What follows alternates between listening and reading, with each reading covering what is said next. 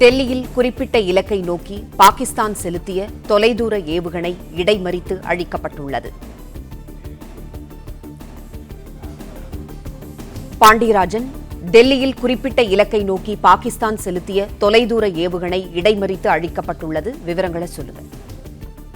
3 நாள் தாக்குதல்கள் நடைபெற்று வர நிலையில முதல் முறையாக டெல்லியை தாக்க முயற்சி செய்திருக்கிறது பாகிஸ்தான். அதனை இந்திய ராணுவம் வெற்றிகரமாக முறியடித்திருப்பதாக ஒரு தகவல் கிடைத்திருக்கிறது. டெல்லியில் ஒரு குறிப்பிட்ட இலக்கை நோக்கி பாகிஸ்தான் செலுத்திய தொலைதூர ஏவுகணை இடைமறித்து அழிக்கப்பட்டிருக்கிறது. பட்டா என்று சொல்லக்கூடிய 400 கிலோமீட்டர் சென்று சொல்லக்கூடிய ஏவுகணைகளை அவர்கள் நேற்று இரவே ஏவி இருந்தார்கள். அது பஞ்சாப் மாகாணத்தில் ஒரு குறிப்பிட்ட இலக்கை நோக்கி வந்தது. அங்கே இந்திய வான் பாதுகாப்பு மூலமாக அந்த தொலைதூர ஏவுகணை வழிமறித்து அழிக்கப்பட்டது.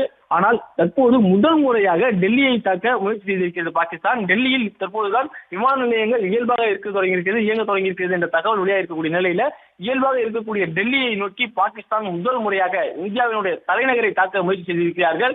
இந்திய ராணுவம் அந்த ஏவுகணையை முறியடித்து வீழ்த்தியிருக்கிறது.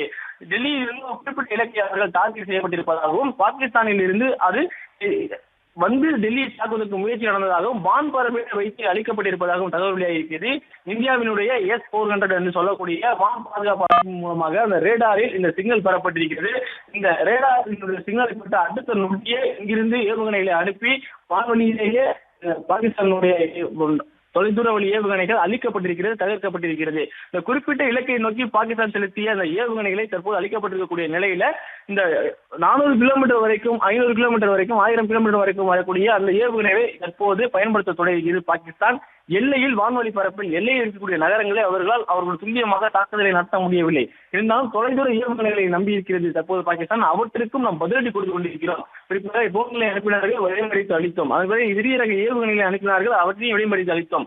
அவற்றால் குறைந்த தூரம் தான், அதாவது எல்லை பகுதியிலிருந்து குறைந்த தூரம் அருகில் இருக்கக்கூடிய பகுதியில் தான் தாக்குதல் நடத்த முடியும். அந்த முயற்சியெல்லாம் எடுத்துக்கொண்டே இருந்தார்கள் 3 நாட்களாக தொடர்ச்சியாக பாகிஸ்தான். ஆனால் இன்று தொலைதூர ஏவுகணைகளை நம்ப தொடங்கியிருக்கிறார்கள். நேற்று இரவு பஞ்சாப் மாகாணத்தை நோக்கி 400 கிலோமீட்டர் சென்று ஒரு பெரிய தாக்குதலை நடத்தக்கூடிய, ஒரு பெரிய சேதத்தை ஏற்படுத்தக்கூடிய பட்டா என்கின்ற ஒரு ஏவுகணைகளை அவர்கள் அனுப்ப முயற்சி செய்திருக்கிறார்கள். அந்த ஏவுகணை வான்வெளியிலே வைத்து அடித்து ஒழிக்கப்பட்டிருப்பதாக நேற்று இரவு நமக்கு தகவல் கிடைத்தது. ஆனால் இன்று காலை டெல்லியை நோக்கி ஒரு தொலைதூர ஏவுகணையை பாகிஸ்தான் ஏவியதாகவும் அவற்றையும் இடைமறித்து அளித்திருப்பதாகவும் ஒரு தகவல் கிடைத்திருக்கிறது.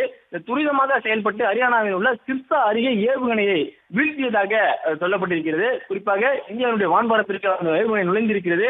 அந்த ஏவுகணையை ஹரியானா அருகே வீழ்த்தியிருக்கிறார்கள் இந்திய விமானப்படை என்கின்ற தகவல் நமக்கு கிடைத்திருக்கிறது.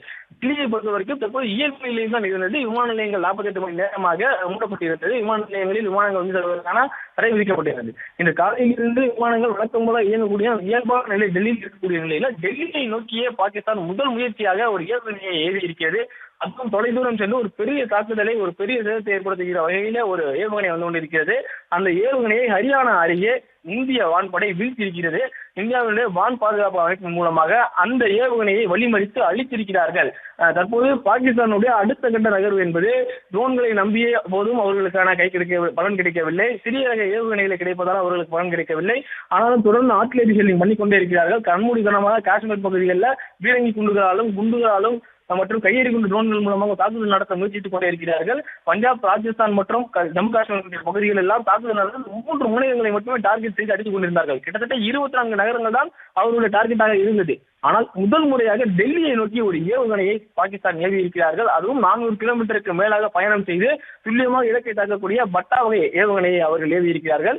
அந்த ஏவுகணையையும் வான்வெளியிலேயே வைத்து, வான் பரப்பிலேயே வைத்து இந்திய ராணுவம் அழித்திருக்கிறது. இந்தியாவுடைய வான் பாதுகாப்பு அமைப்பு அவற்றை வெற்றிகரமாக முறியடித்திருக்கிறது என்கின்ற தகவல் கிடைத்திருக்கிறது.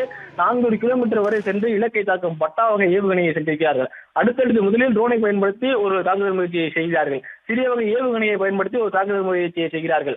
ஆளில்லா விமானங்களை பயன்படுத்தி ஒரு தாக்குதல் முயற்சியை செய்கிறார்கள். அத்தனை முயற்சிகளிலுமே வான் பாதுகாப்பு அமைப்பின் மூலமாக இந்திய ராணுவம் முறியடித்திருக்கிறது. முதல் முறையாக டெல்லியை நோக்கி தொலைதூர ஏவுகணையை அனுப்பி ஒரு தாக்குதல் முயற்சிக்கு அவர் ஈடுபட்டிருக்கக்கூடிய அந்த தகவல் வந்து இருக்கிறது. ஹரியானா அருகே அந்த ஏவுகணையை இந்திய ராணுவம் இடைமறித்து அளித்திருக்கிறது.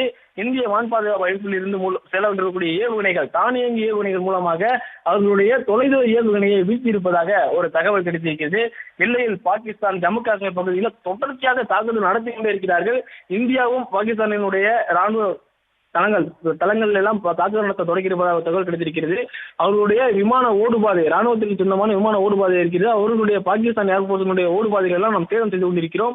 அவர்களால் வான்பரப்பினுடைய ஆளுமையை குறைத்துக் கொண்டே இருக்கிறது இந்தியாவினுடைய போர் நிறுத்த நடவடிக்கைகள் என்பது ஆளுமையை குறைக்கிறது. அதாவது அவர்களால் வான்பரப்பில் என்ன செய்ய முடியுமோ அந்த வான்பரப்பில் அவர்களுக்கான வாய்ப்பை எல்லாம் குறைத்துக் கொண்டே இருக்கிறது. இந்தியா துல்லிய தாக்குதல் நடத்துகிறது. ஆனால் பாகிஸ்தான் தற்போதுதான் துல்லிய தாக்குதலுக்கான திட்டமிடலுக்கே வருகிறார்கள். அவர்கள் தாக்குதல் முயற்சித்த போது அந்த முயற்சிகளையும் நாம் முறியடிக்கிறோம், நாமும் பதில் தாக்குதல் செய்கிறோம் என்கின்ற வகையில இந்திய ராணுவம் தக்க பதிலடி கொடுத்து கொண்டிருக்கிறது. 400 கிலோமீட்டர் வரை சென்று இலக்கை தாக்கம் பட்டா-2 ஏவுகணையை வீசி பாகிஸ்தான் ராணுவம் தாக்குதல் முயற்சி செய்திருக்கிறது. துரிதமாக செயல்பட்ட இந்திய வான்வெளி பாதுகாப்பு அமைப்பு ஹரியானாவில் சிர்சா அருகே ஏவுகணையை வழிமறித்து சுட்டு வீழ்த்தி இருக்கிறதாக தகவல் கிடைத்திருக்கிறது. துரிதமாக செயல்பட்டிருக்கக்கூடிய இந்த வான்வெளி பாதுகாப்பு அமைப்பு வான்வரம்பிற்கு வந்ததன் பிறகாக அந்த ஏவுகணையை சுட்டு வீழ்த்தி இருக்கிறது. கிட்டத்தட்ட அருகில் இருக்கக்கூடிய பகுதிகள், கிட்டத்தட்ட பாகிஸ்தானினுடைய தாக்குதலுக்கான டார்கெட் செய்யப்பட்ட நகரங்கள் 15 இருந்து 10 கிலோமீட்டரில் இருந்து 100 கிலோமீட்டர் என்ற அளவிலும் பஞ்சாப் மாகாணத்தை பொறுத்த வரைக்கும் அப்படி இருந்திருக்கிறது. ராஜஸ்தானை பொறுத்த வரைக்கும் 30 கிலோமீட்டர் தூரம் வரை உள்ளே வந்திருக்கிறார்கள். ஹரியானா மற்றும் தலைநகராக இருக்கக்கூடிய சண்டிகர் பகுதிகளிலேயும் அவர்கள் தாக்குதலுக்கான முயற்சி நடத்தினார்கள். ஜம்மு காஷ்மீரை பொறுத்த வரைக்கும் எல்லை பாதுகாப்பு கூட இருக்கக்கூடிய அந்த எல்லோ லைன் ஆஃப் கண்ட்ரோல் இருக்கக்கூடிய பகுதியிலிருந்து 3 கிலோமீட்டரிலேயே மக்கள் வசிக்கக்கூடிய பகுதியில் இருக்கிறது. அவற்றை கடந்த 16 நாட்களாக ஆர்டிலரி ஷெல்லிங் மூலமாக அவர்கள் அடித்துக் கொண்டிருந்தார்கள். ஆனால் தற்போது உதம்பூர் உள்ளிட்ட பகுதியை நோக்கி அவர்களுடைய தாக்குதல் முயற்சி இருந்து கொண்டே இருக்கிறது. இந்த ரஜோரி, அக்தூர், உதம்பூர் ஆகிய பகுதிகளில் அவர்கள் டார்கெட் செய்து கொண்டிருக்கிறார்கள். அவர்களுக்கான கிளியர் விஷன் இரவு நேரங்களில் கிடைக்கவில்லை. பிளாக் அவுட் முறையில் அவர்களுக்கான கிளியர் டார்கெட்டை இரவு நேரங்களில் கொடுக்கவில்லை. அவர்களுடைய டார்கெட் என்பது அவருடைய தாக்குதல் நேரம் என்பது இரவு நேரமாக இருக்கிறது என்பதை இந்தியா கணித்திருக்கிறது. அதனால் பிளாக் அவுட் நடவடிக்கைகள் மேற்கொள்கிறார்கள். இரவு நேரங்களில் முழுமையாக வான் பாதுகாப்பு அமைப்பை செயல்படுத்துகிறார்கள். அதாவது இந்த 3324 கிலோமீட்டர் இருக்கிறது இந்தியா பாகிஸ்தான் இடையேயான எல்லையை பகிர்வு கொள்ளக்கூடிய அந்த நிலப்பரப்புகள் என்பது மழை காடுகள் என்று சொல்லக்கூடிய பகுதி, நீர்ப்பகுதிகள் என்று சொல்லக்கூடிய அந்த 3324 கிலோமீட்டர்களில் 700 கிலோமீட்டருக்கு மேல சுமார் இருக்கக்கூடிய அந்த பகுதிகளில் எல்ஓசி என்று சொல்லக்கூடிய லைன் ஆஃப் கண்ட்ரோல் இருக்கிறது. அந்த பகுதியில் மட்டுமே அவர்கள் ஆர்டிலரி செய்து கொண்டிருக்கிறார்கள். மற்ற பகுதியில் எல்லாம் இந்த சர்வதேச கோடுகள் வரையறுக்கப்பட்டிருக்கிறது. அந்த கோடுகளின் வழியாக அவர்கள் வான்வழி தாக்குதலை மட்டுமே செய்து கொண்டிருந்தார்கள். ஜம்மு காஷ்மீரை பொறுத்த வரைக்கும் ரஜோரி, அக்னூர், உதம்பூர் ஆகிய பகுதிகளில் ஆர்டிலரி ஷெல் இலக்குகளே இல்லாமல் குறிவைத்து குண்டுகளை வீசிக்கொண்டே இருப்பது, பீரங்கிகளால் சுடுவது, துப்பாக்கிகளால் சுடுவது, இதை மட்டுமே தற்போது செய்து கொண்டிருக்கிறார்கள். இந்த ஜம்மு காஷ்மீர் மாநிலத்தில் இருக்கக்கூடிய ரஜோரி, அக்னூர், உதம்பூர் ஆகிய பகுதிகள் தற்போது வரைக்கும் சண்டை நடந்து கொண்டே இருக்கிறது. குண்டுகள் முழங்கக்கூடிய சத்தங்கள் கேட்டுக்கொண்டே இருக்கிறது என்கின்ற தகவல் எல்லாம் பார்த்தோம்.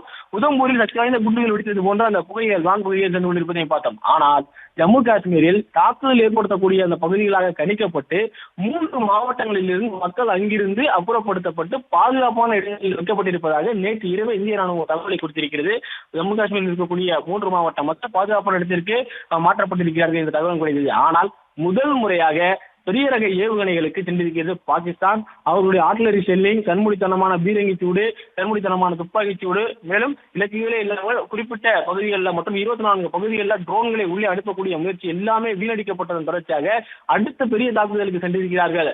பாகிஸ்தான் குறிப்பாக பஞ்சாப் மாகாணம் இருக்கக்கூடிய ஒரு பகுதியை நோக்கி நேற்று இரவு பட்டா வகை ஏவுகணை 400 கிலோமீட்டர் சென்று துல்லியமான தாக்குதல் நடத்தக்கூடிய ஏவுகணையை பாகிஸ்தான் ஏவி இருக்கிறது.